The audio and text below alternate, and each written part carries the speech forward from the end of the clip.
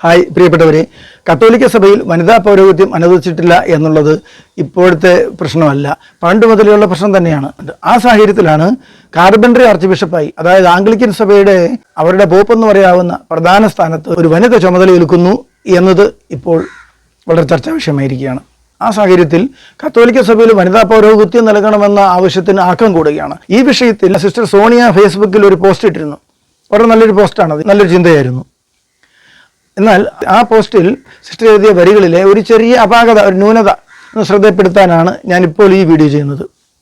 അതായത് വനിതാ പൗരോഹിത്യം എന്ന ആവശ്യം കത്തോലിക്ക സഭ നിരാകരിക്കുന്നത് അത് ദൈവിക നിലപാടാണ് എന്നതിന് പല തെളിവുകൾ നിരത്തി ഞാൻ ഒരു സുഹൃത്തിനോട് സംവാദം നടത്തുന്നതിനിടയിൽ ഞാൻ പറഞ്ഞൊരു പ്രധാന പോയിന്റായിരുന്നു, ക്രിസ്തുവിൻ്റെ കാലത്ത് അപ്പസ്തോലന്മാരെ തിരഞ്ഞെടുത്തപ്പോൾ പുരുഷന്മാരെ മാത്രമേ തിരഞ്ഞെടുത്തുള്ളൂ, ഒരു സ്ത്രീയെ പോലും ഉൾപ്പെടുത്തിയില്ല. അത് ആ കാലത്ത് സ്ത്രീകളുടെ സമൂഹത്തിൽ പ്രത്യക്ഷപ്പെടാനോ പൊതുരംഗത്ത് പ്രാമുഖ്യമുള്ളവരോ ഒന്നും ഇല്ലായിരുന്നു എന്നതുകൊണ്ടല്ല. വളരെ പ്രമുഖരായ അപ്പസ്തോല ഗണത്തിൽപ്പെടുത്താൻ വളരെ യോഗ്യതയുള്ള സ്ത്രീകൾ ഉണ്ടായിരുന്നിട്ടും ക്രിസ്തു അവരെ എടുത്തില്ല എന്നുള്ളതാണ് ഇത് ദൈവഹിതമല്ല എന്നതിൻ്റെ ആദ്യത്തെ തെളിവ് എന്ന് ഞാൻ മനസ്സിലാക്കാൻ ശ്രമിച്ചു. അപ്പോഴാണ് സുഹൃത്ത് എന്നോട് ഓപ്പോസ് ചെയ്യുന്നത്. സിസ്റ്റർ സോണിയയുടെ പോസ്റ്റ് വെച്ച് എന്നെ ഓപ്പോസ് ചെയ്തു. ആ കാലഘട്ടത്തിൽ സ്ത്രീകളുടെ സ്ഥിതി വളരെ ദയനീയമായിരുന്നു. അഫ്ഗാനിസ്ഥാനിലെ താലിബാൻ ഭരണത്തിന് കീഴിൽ ഇപ്പോൾ അനുഭവിക്കുന്ന അസ്വാതന്ത്ര്യം, അടിമത്തം അനുഭവിക്കുന്ന സ്ത്രീകൾ അതേ ദുരവസ്ഥയിലായിരുന്നു. സമൂഹത്തിൽ ഒരു നിലയും വിലയുമില്ലാതെ ഒതുങ്ങിയിരിക്കുന്ന അവസ്ഥയിലായിരുന്നു സ്ത്രീകൾ. ഇതാ സിസ്റ്ററുടെ പോസ്റ്റ് നോക്ക് എന്ന് പറഞ്ഞു. അപ്പോഴാണ് ഞാൻ ആ പോസ്റ്റ് ശ്രദ്ധിച്ചത്.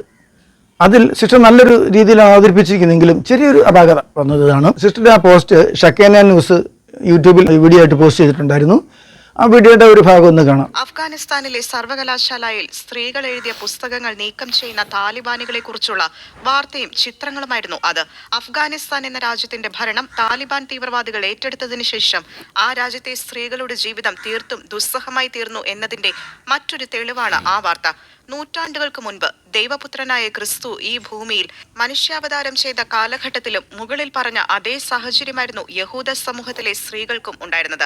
വിവിധ സംസ്കാരങ്ങളിലും ദേശങ്ങളിലും മതങ്ങളിലും അരുതായ്മയുടെ വേലിക്കെട്ടുകൾ സ്ത്രീ സമൂഹത്തിനു ചുറ്റും പടുത്തുയർത്താൻ പുരുഷന്മാർ പരസ്പരം മത്സരിച്ചിരുന്നു. ക്രിസ്ത്യാനിറ്റിക്ക് അടിസ്ഥാനമിട്ട ദൈവപുത്രനായ ക്രിസ്തു തന്റെ രഹസ്യ പരസ്യ ജീവിതത്തിലുടനീളം സ്ത്രീകളെ അത്യധികം ബഹുമാനിക്കുകയും സ്നേഹിക്കുകയും ചെയ്തു എന്നതിന് വിശുദ്ധ ഗ്രന്ഥത്തിൽ നിരവധി തെളിവുകളുണ്ട്. പുരോഹിത പ്രമുഖന്മാരും നിയമജ്ഞരും കെട്ടിപ്പൊക്കിയ അരുതുകളുടെ വേലിക്കെട്ടുകൾ ഒന്നൊന്നായി തച്ചൊടിച്ചു ദൈവപുത്രൻ.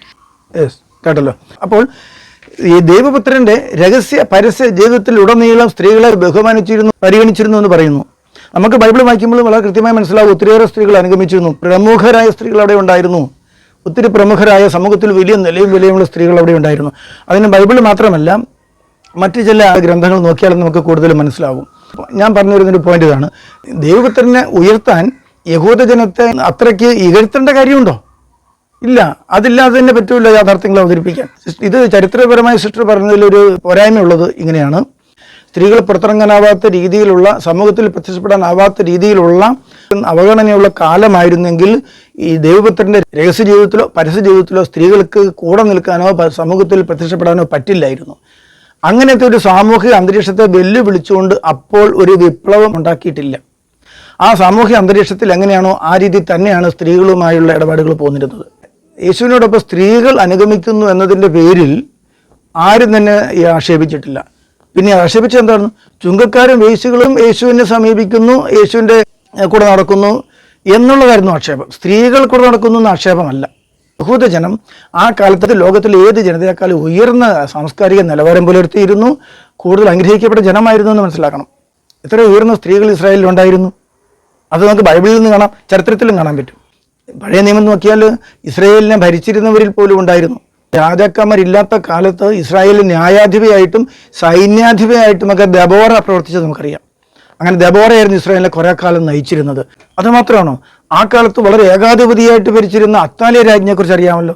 ഒരു രാജാവിൻ്റെ ഭാര്യയായി കിരീടം ധരിച്ച് വെറുതെ ഇരിക്കുന്നു എന്നല്ല, അത്താലിയ ഏകാധിപതിയായ രാജ്യത്തെ ഭരിച്ചിരുന്ന ആളാണ്. അത്താലിയയുടെ അമ്മ ജസബൽ എത്രയോ ക്രൂരയായ കുപ്രസിദ്ധയായ രാജ്ഞിയാണ് ജസബൽ. ആ ബൈബിളിലുണ്ടല്ലോ. 2 രാജാക്കന്മാരുടെ പുസ്തകത്തിൽ നമുക്ക് വായിക്കാൻ പറ്റും ജസബലിനെ കുറിച്ച്.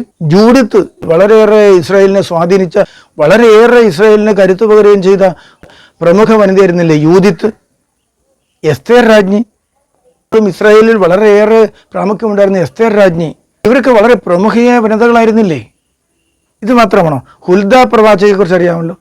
ഹുൽദ പ്രവാചക ഇസ്രായേലിൽ പ്രവാചകയായിരിക്കുമ്പോൾ രാജാവ് തന്നെ രാജ്യത്തിന് വേണ്ടി എന്ത് ചെയ്യണമെന്ന് ആലോചിക്കാൻ വേണ്ടിയിട്ട് ഈ ഹുൽദയെ സമീപിക്കുന്നുണ്ട്. അപ്പോൾ ഏതെങ്കിലും മൂലയിരുന്ന് 2 പ്രവചനം നടത്തി എന്നുള്ളതല്ല. ഹുൽദ പൗരപ്രമുഖയായിരുന്നു. രാജാവ് പോലും ആൾക്കാരെ വിട്ട് സമീപിക്കുന്ന പൗരപ്രമുഖയായ ഒരു പ്രവാചകയായിരുന്നു ഹുൽദ. അപ്പോൾ ഈ പറഞ്ഞ ഹുൽദ, യൂദിത്ത്, എസ്തേർ, അത്താലിയ രാജ്ഞി, ജസബൽ രാജ്ഞി, അപ്പോൾ ഇവരൊക്കെ ആരായിരുന്നു എന്നാണ്? പ്രമുഖരായ വനിതകളായിരുന്നു. അതുകൊണ്ട് ആ കാലത്ത് വളരെയേറെ പ്രാമുഖ്യം സ്ത്രീകൾക്ക് ഇസ്രായേലിൽ കൽപ്പിച്ചിരുന്നു. അപ്പസ്തോല ഗണത്തിൽ സ്ത്രീകളെ ഉൾപ്പെടുത്താതിരുന്നത് സ്ത്രീകൾ വളരെ അധോഗതിയിലായിരുന്നു എന്നതുകൊണ്ടല്ല. മറ്റൊരു കാര്യം, ചരിത്രം നോക്കണം. പലരും വിചാരിക്കുന്നുണ്ട് ചരിത്രത്തിലെ പഴയ കാലഘട്ടങ്ങളിൽ സമൂഹത്തിലൊക്കെ സ്ത്രീകളുടെ നില വളരെ ദയനീയമായിരുന്നു. ആധുനിക യുഗത്തിൽ സ്ത്രീ വിമോചന പ്രസ്ഥാനക്കാരൊക്കെ തലയുയർത്തിയൊക്കെ വന്നതോടെ കുറച്ചൊക്കെ പുരോഗതി ഉണ്ടായതാണ് എന്ന് പലരും ഇങ്ങനെ പറയാറുണ്ട്, വ്യാഖ്യാനിക്കാറുണ്ട്. അങ്ങനെ അല്ല എന്ന് തെളിയിക്കാൻ കഴിയും. ഈ സെമിറ്റിക് കൾച്ചറിൽ, യേശുവിൻ്റെ ആ കാലത്തുള്ള സെമിറ്റിക് കൾച്ചറിൽ സ്ത്രീകൾക്ക് വളരെ മുൻനിരയിൽ സ്ഥാനമുണ്ടായിരുന്നു എന്ന് മാത്രമല്ല, അതിന് മുൻപ്, അതിനൊരു നൂറ്റാണ്ട് മുമ്പൊക്കെയുള്ള ഹില്ലനിസ്റ്റിക് പീരീഡ് നമുക്കറിയാം. അതായത് ഗ്രീക്ക്, മാസഡോണിയൻ കൾച്ചറൊക്കെ വ്യാപകമായിരുന്ന സമയത്ത് ആ ഹില്ലനിസ്റ്റിക് പീരീഡിൽ ക്ലെയോപാട്ര രാജ്ഞി ഉണ്ടായിരുന്നത് ഉൾപ്പെടെ പല രാജ്ഞിമാരും അധികാരത്തോടുകൂടി ഏകാധിപതിയായിട്ട് രാജ്യം ഭരിച്ചിരുന്നു. ആ ചരിത്രത്തിൽ നമുക്ക് ഹിസ്റ്റോറിക്കലായി മനസ്സിലാക്കാവുന്നതാണ്. അപ്പോൾ ഇസ്രായേൽ ജനതയെ മാത്രമല്ല, മാസഡോണിയ, ഗ്രീസ് ഉൾപ്പെടെയുള്ള പ്രദേശങ്ങളിലും സ്ത്രീകൾക്ക് വളരെയേറെ പ്രാമുഖ്യമുണ്ടായിരുന്നു ആ കാലഘട്ടത്തിൽ. മുന്നോട്ട് വരേണ്ടത് ആവശ്യമാണ്, എന്നാൽ വളരെ ഇരുട്ടായിരുന്നുവെന്ന്, വളരെ അന്ധകാരമായിരുന്നുവെന്ന് അങ്ങനെ പറഞ്ഞ് അടിച്ചേൽപ്പിക്കേണ്ട കാര്യമൊന്നുമില്ല. എത്ര ഉയർന്ന സ്ത്രീകൾ ഇസ്രായേലിൽ ഉണ്ടായിരുന്നു. അത് നമുക്ക് ബൈബിളിൽ നിന്ന് കാണാം, ചരിത്രത്തിലും കാണാൻ പറ്റും. അതുകൊണ്ട് ആ കാലത്ത് വളരെയേറെ പ്രാമുഖ്യം സ്ത്രീകൾക്ക് ഇസ്രായേലിൽ കൽപ്പിച്ചിരുന്നു. വളരെ സ്ത്രീകളുടെ സ്ഥിതി ദയനീയമായിരുന്നു എന്ന് പറഞ്ഞാൽ അതിനർത്ഥം അപ്പസ്തോല ഗണത്തിൽ ചേർക്കുമായിരുന്നു ക്രിസ്തു, അന്ന് സ്ത്രീകളുടെ സ്ഥിതി ദയനീയമായത് കൊണ്ടാണ് എന്ന് വരും. അപ്പോൾ അപ്പസ്തോല ഗണത്തിൽ ചേർക്കാതിരുന്നത് സ്ത്രീകൾക്ക് വേണ്ടിയുള്ളതല്ലത് എന്ന ദൈവഹിതം ആണ്, അതുകൊണ്ട് അപ്പസ്തോല ഗണത്തിൽ ചേർത്തില്ല എന്ന് പറയുന്നതിന് ഒരു ബ്ലോക്കാവും ഇത് പറയുന്നത്. യേശു ഉയർത്തെഴുന്നേറ്റപ്പോൾ ആദ്യമായി പ്രത്യക്ഷപ്പെട്ടത് മഗ്ദലന മറിയത്തിലാണ്, മറ്റൊരു അപ്പസ്തോലനുമല്ല. ആ നിലയിൽ മറ്റ് അപ്പസ്തോലന്മാരെക്കാൾ പ്രാമുഖ്യം യേശു കൽപ്പിച്ചിരുന്നു മഗ്ദലന മറിയത്തിന് എന്ന് മനസ്സിലാക്കണം. എന്നിട്ടും അപ്പസ്തോല ഗണത്തിൽ ഉൾപ്പെടുത്തിയില്ല. യേശുവിൻ്റെ അമ്മ മറിയത്തെ പോലും അപ്പസ്തോല ഗണത്തിൽ പെടുത്തിയില്ല എന്നുള്ളത് വളരെ പ്രധാനപ്പെട്ട കാര്യമാണ്. അതുകൊണ്ട് തന്നെ ദൈവഹിതമല്ലെന്ന് മനസ്സിലാക്കാം.